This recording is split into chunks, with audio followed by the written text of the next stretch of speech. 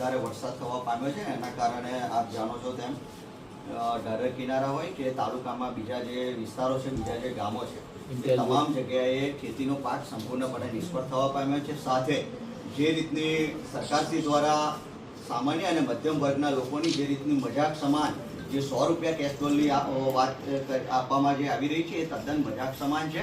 આજે આપ જાણીએ મોંઘવારી જે રીતે કૂદકે પુસ્તે વધી રહી છે, એટલે આમ જોવા જઈએ તો 100 રૂપિયા કોઈ સંજોગોમાં ચલાવી નહીં લેવાય। જેના માટે ડિઝાસ્ટર મેનેજમેન્ટ હોય કે કોઈ પણ એમાં સુધારો કરવો પડે। મોંઘવારીમાં જે રીતે વધાર્યો છે, સાથે 2500 રૂપિયા જે ઘર વખરીની વાત કરવામાં આવી પણ સંજોગોમાં 2500 રૂપિયા એને ચાલે એમ નથી, એટલે 15 થી 20,000 રૂપિયા ઓછામાં ઓછી સહાય થાય એવી એક અમારી માંગણી છે। સાથે જે રીતે શહેરી વિસ્તાર છે ત્યાં દુકાનોમાં કે એવા તેમાં પાણી પડી જવાના કારણે વાહનોમાં અને વેપારીના માલ સામાનમાં ખૂબ મોટી કે ઓચિંતું પૂર આવે તો નાવડીમાંથી કમસે કમ એ લોકો બહાર તો નીકળી શકે, પરંતુ આજ દિન સુધી એ નાવડી પણ ફાળવવામાં નથી આવી। એવા અને બીજા જે કાચા મકાનો છે એ પણ પડી જવા પામે છે, તો એમને પણ વ્યવસ્થિત રીતે સહાય આપવામાં આવે। અને ખાસ કરીને ખેડૂતોને જે રીતની સરકારશ્રીના જે ધારાધોરણ જે નક્કી કરેલા છે એ જૂના ધારાધોરણો છે, એ ધારાધોરણ પ્રમાણે જો અત્યારે વળતર આપવા જઈએ તો મોંઘવારીમાં સમયમાં ચાલે એવું નથી, એટલે ખાસ કરીને એમાં સુધારો કરવાની જરૂરિયાત છે। સાથે સાદડ ગામની પણ અમે લોકોએ ખૂબ રજૂઆત કરી હતી કે સામે કિનારે બે ભાગમાં એક જે નવો નેશનલ હાઈવે બન્યો, જેના કારણે આખો રૂટ નદીનો ડાયવર્ટ થવા પામ્યો છે। કોઈ આગામી સમયમાં કદાચ કોઈ પૂરની પરિસ્થિતિ એવી થાય, અત્યારે બન્યું છે એવું ભવિષ્યમાં ના બને, જેથી કરીને એ લોકોની વારંવારની માગણી છે કે કોઝવે બનાવવામાં આવે, તો સાદર ગામે એક કોઝવે બનાવવામાં આવે। સાથે પાદરા શહેરમાં પણ વોર્ડ નંબર 1ના લોકોની સામાન્ય વરસાદમાં પણ ખૂબ હાલાકી ભોગવવી પડે છે। તે રીતે વોર્ડ નંબર 3માં વર્ષોથી ઉભરાતી ગટરના પ્રશ્ન છે। એટલે આ તમામ બાબતોને લઈને આજે પાદરા તાલુકા કોંગ્રેસ સમિતિ આપશ્રીને રજૂઆત કરીએ છીએ, અને અમારી જે રજૂઆત છે આપ સરકારશ્રી સુધી પહોંચાડી અને સામાન્ય અને મધ્યમ વર્ગના અને ખેડૂતોને ન્યાય મળે એ દિશામાં આપ કાર્યવાહી કરશો, અને પાદરા તાલુકા માટે આર્થિક પેકેજની જાહેર થાય એવી અમારી માંગણી છે।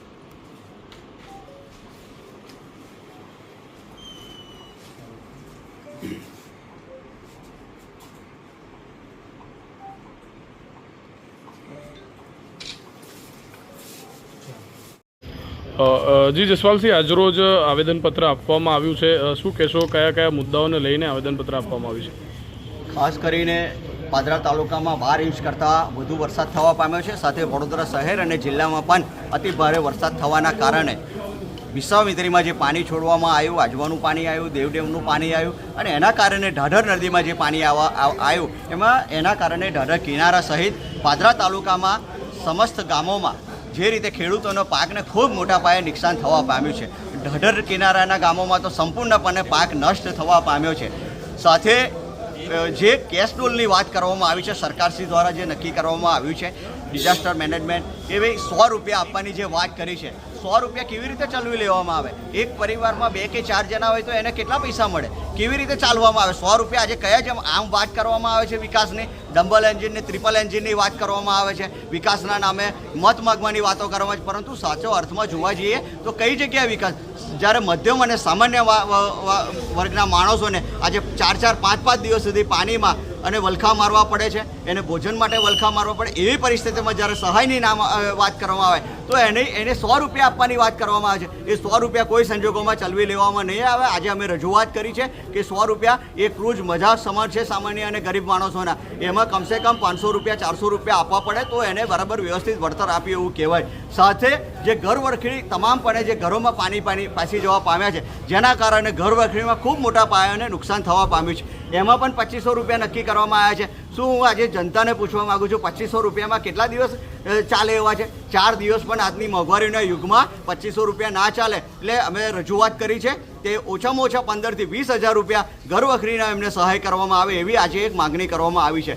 સાથે 2021માં જ્યારે પૂર આવ્યું હતું ત્યારે ઢાઢર કિનારામાં જ્યારે કલેક્ટરશ્રીને અમે રજૂઆત કરતા, કલેક્ટરશ્રી જાતે સ્થળ પર દોડી આવ્યા હતા, અને દરેક ગામોમાં કલેક્ટરશ્રી, માર્ગ મકાનના અધિકારી છે અને અન્ય અધિકારીઓએ જાતે સ્થળ તપાસ કરીને જાતે ગામો પર ગયા હતા અને તે વખતે ટ્રેક્ટરમાં બેસીને પણ માનનીય કલેક્ટરશ્રી અમારી સાથે એ ઢાઢર કિનારાના ગામોમાં આવ્યા હતા અને ત્યારે માર્ગ મકાનના અધિકારીને એટલા માટે સાથે રાખ્યા હતા કે માઇનોર બ્રિજની અમે લોકોએ માગણી કરી હતી કે જ્યારે વધુ પૂર આવે છે ત્યારે આ બધા જ ગામો સંપર્ક વિહોણા થઈ જવા પામે છે, જેથી આ બધા ગામોમાં સંપર્ક બન્યો રહ્યો, લોકોને મુશ્કેલી ના પડે, જેથી નાનો બ્રિજ એટલે કે માઇનોર બ્રિજ બનાવવામાં આવે, જેથી કરીને લોકોની અવર જવર સતત ત્યાં ચાલુ રહે ને લોકોને ગામમાં ફસાઈ જવાનો વારો ના આવે. સાથે બીજી પણ રજૂઆત કરી હતી, સતત 5 વર્ષ કલેક્ટર સંકલનના માધ્યમથી હોય કે સરકારમાં હોય, સતત અમે રજૂઆતો કરી છે કે કિનારાના વિસ્તારમાં ખાસ કરીને જ્યારે આવી રીતે આકસ્મિક પાણી આવી જાય છે ત્યારે ઘણા લોકો ત્યાં ફસાઈ જવાના બનાવો બને છે, જેથી કરીને ખાસ કરીને આ વિસ્તારોમાં નાવડીની માગણી સતત મેં કરી છે, પરંતુ નાવડી સરકારશ્રી દ્વારા ફાળવવામાં આવી નથી. અમુક લોકોએ પોતાના ગ્રાન્ટમાંથી પણ તાલુકા કોઈ સભ્યોએ એમને પોતાના ગ્રાન્ટમાંથી પણ આપવાનો પ્રયત્ન કર્યો, તેમ છતાં પણ મંજૂરી ન મળતા નાવડી ફાળી શકવાની નથી. એટલે ખાસ કરીને અમારી એક આ પણ માગણી હતી કે નાવડી આ વિસ્તારમાં આપવામાં આવે.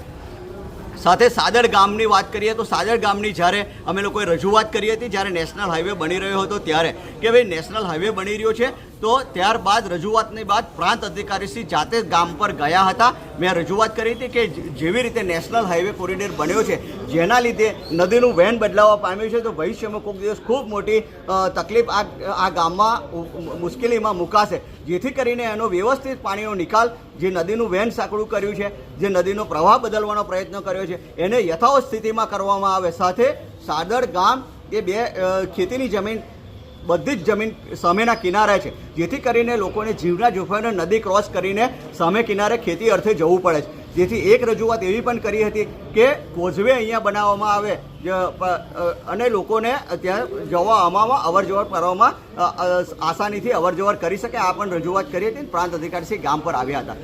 સાથે સાદર ગામની જે સ્થિતિ થઈ હતી, આખું ગામ એવું જોવા જઈએ તો ગામમાં જવાય એવી પરિસ્થિતિ પણ રહી નથી અને ખૂબ મોટા પાયે સાદર ગામના ખેડૂતોને નુકસાન થવા પામ્યું છે. કપાસની ખેતી કરતા લોકો, પશુપાલન પર જીવતા લોકો કે મગરો પણ અમુક પશુઓને ખેંચી જવાના બનાવો પણ સામે આવ્યા છે અને પાક તો સદંતરપણે નિષ્ફળ ગયો છે. તેથી ખાસ કરીને એ ગામના ખેડૂતોને 100% એટલે સંપૂર્ણ પાકનું વળતર આપવામાં આવે એવી પણ આજે અમે લોકોએ માગણી અહીંયા કરી છે. સાથે સમગ્ર તાલુકામાં જે રીતે વરસાદ થયો એટલે સમગ્ર તાલુકામાં સર્વે થાય અને ખેડૂતોને સંપૂર્ણપણે જેવી રીતે અમારા પ્રમુખશ્રીએ કીધું, શક્તિસિંહજી માનનીય શક્તિસિંહજીએ કીધું છે કે 83માં જ્યારે એમની કોંગ્રેસની સરકાર હતી તે વખતે ગુજરાત જમીન વિકાસ નિગમ બોર્ડ દ્વારા જ્યારે કે કોઈની બકરી મરી ગઈ, કોઈની ભેંસ મરી ગઈ, કોઈનું ઘર વખરી જતું, કોઈનું ઘર પડી ગયું અથવા તો સંપૂર્ણપણે ધંધો ભાગી પડ્યો તો એનું સંપૂર્ણ વળતર એટલે કે ધારો કે બકરીની જે સંપૂર્ણ કિંમત થતી હોય, ભેંસની જે સંપૂર્ણ કિંમત થતી હોય, પાક નુકસાનીની જે સંપૂર્ણ કિંમત થતી હોય એ ગુજરાત જમીન વિકાસ નિગમ દ્વારા કોંગ્રેસની સરકારે 83માં આપ્યું હતું. આ માનનીય પ્રમુખશ્રીએ જણાવ્યું છે. તો એ જ પ્રમાણે આ બધા જ વળતર આપવામાં આવે, સંપૂર્ણ વળતરો આપવામાં એવી અમારી માગણી છે. સાથે પાદરા શહેરમાં પણ વોર્ડ 1 હોય, વોર્ડ 3 હોય ને અન્ય જગ્યાએ પણ તળાવ પાસે ને બધી જગ્યાએ જે સોસાયટીઓ બની છે ત્યાં વારંવાર ઉભરાતી ગટરોના પ્રશ્ન છે, સામાન્ય વરસાદમાં પણ પાણી ભરાઈ જવાના પ્રશ્નો છે.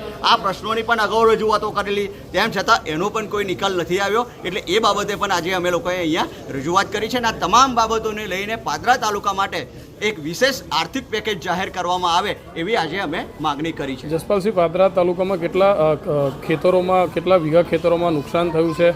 અંદાજે શું માનો છો કેટલી રકમનું નુકસાન તાલુકાને થયું છે? આમ જોવા જઈએ જે રીતે આ લોકો વાત કરી રહ્યા છે 500 કરોડ કરતાં વધારે નુકસાન પાદરા તાલુકાના ખેડૂતોને થયું છે.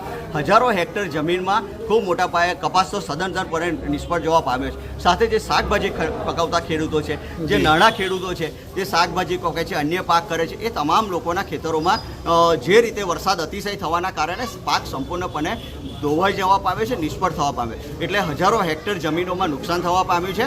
આ તમામ નુકસાનનું સર્વે કરીને એને સંપૂર્ણપણે એટલે કે એવું નહીં કે ભાઈ આટલા આપીને છૂટા થઈ ગયા, પરંતુ ખેડૂત આ દર વખતે આ દર્દ સહન કરે છે, આ જગતનો તાજ. એટલે એને સંપૂર્ણપણે એને વળતર આપવામાં આવે અને ખેડૂતને જે રીતે વાત કરવામાં આવી હતી 2022માં આવક ડબલ કરવાની, તો એની આવક આવી રીતે કંઈક ડબલ થાય એવી સરકારશ્રીને અમારી રજૂઆત છે. જસપાલસિંહ, એક તરફ 93 રૂપિયા પેટ્રોલ લીટર છે અને બીજી તરફ ફક્ત 100 રૂપિયા આપવામાં આવી રહ્યા છે. આ બાબતે કોઈ ઉગ્ર રજૂઆત આગળ પણ કરવામાં આવશે. શું માનો છો 100 રૂપિયા જે આપવામાં આવી રહ્યા છે? આમ તો કલેક્ટરશ્રીને પણ રજૂઆત કરી છે, સાથે સરકારશ્રીથી અમારા જે વિરોધ પક્ષના નેતા છે માનનીયભાઈ અમિતભાઈ ચાવડા સાહેબશ્રી છે, શક્તિસિંહ, આ બધા જ લોકોએ 100 રૂપિયા જે વાત, જે 100 રૂપિયા છે એ કોઈ સંજોગોમાં ચલવી ના લેવાય. એ સામાન્ય માણસની ક્રૂર મજાક કરી રહ્યા છે આ સરકાર. એટલે જનતાએ જાગવાની જરૂર છે કે આ રીતે જો આ 100 રૂપિયા તમને આપવામાં આવે કે 100 રૂપિયા એક વ્યક્તિના, તો કેવી રીતે ચલાવી શકાય? આ બિલકુલ ચલાવી નહીં શકાય. આગામી હજુ પણ જો સુધારો કરવામાં નહીં આવે તો વિરોધ પક્ષના નેતા શ્રી ગુજરાત વિધાનસભામાં પણ રજૂ કરવાના છે, સાથે અમે પણ આંદોલન કરીશું.